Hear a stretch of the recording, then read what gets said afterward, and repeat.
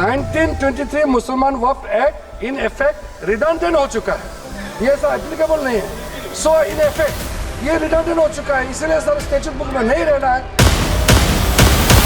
Waqf properties, sir, are not public properties. This government wants to take over dargah, masjid and waqf properties, sir. आप दुश्मन हैं मुसलमानों के, उसका सबूत ये बिल है। भाजपा अपने हताश, निराश, आप तो इस कानून चंद कट्टर समर्थकों के तुष्टीकरण के लिए ये बिल लाने का काम कर रही है। We did not find about this bill from the parliament. We found out about this bill from the media. So is this the new way of this government working? कि पहले मीडिया को बताएंगे फिर पार्लियामेंट होगा?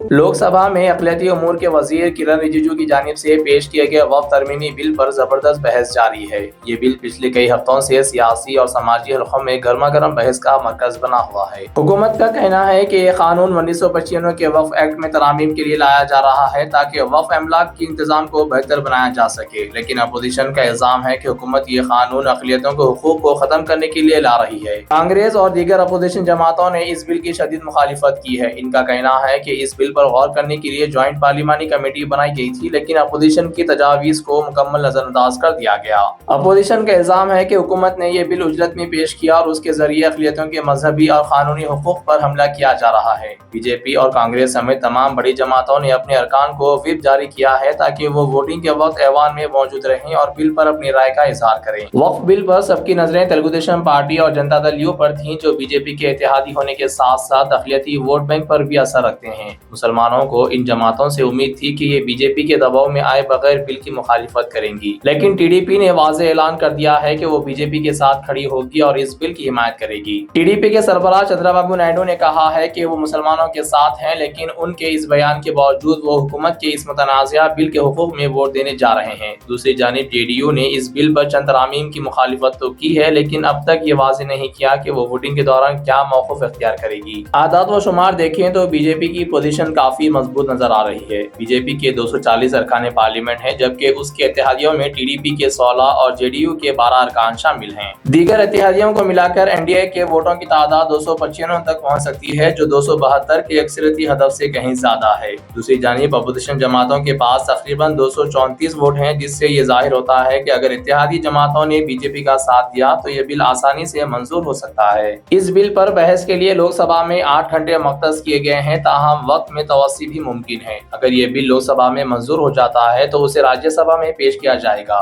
जहां हुकूमत को कुछ मुश्किलात का सामना हो सकता है, क्योंकि राज्यसभा में अपोजिशन की तादाद ज्यादा है। इस बिल में कई ऐसी तरामीम की गई हैं जो मुतनाज़िया हैं। सबसे ज्यादा एतराज इस बात पर हो रहा है कि इस कानून के तहत वक्फ बोर्ड और सेंट्रल वक्फ काउंसिल में हिंदू अरकान को शामिल करने की इजाजत दी गई है। इसके अलावा सरकारी जमीन अगर वक्फ के तौर पर दर्ज हो तो वो वक्फ तस्वुर नहीं की जाएगी, बल्कि उसकी मिल्कियत का फैसला मुतालिका जिले का कलेक्टर करेगा। ये वो नुक्ता है जिस पर सबसे ज्यादा तनकीद हो रही है और अपोजिशन उसे अक़लियतों के मजहबी हुकूक पर हमला करार दे रही है। All India Muslim personal law board समेत कई अक़लियती तंजीमों ने इस बिल की शदीद मुखालिफत की है। मुस्लिम पर्सनल लॉ बोर्ड ने तमाम सेक्युलर जमातों से अपील की है कि वो इस बिल के खिलाफ मुत्तहद हो जाएं और इसे पास होने से रोकें।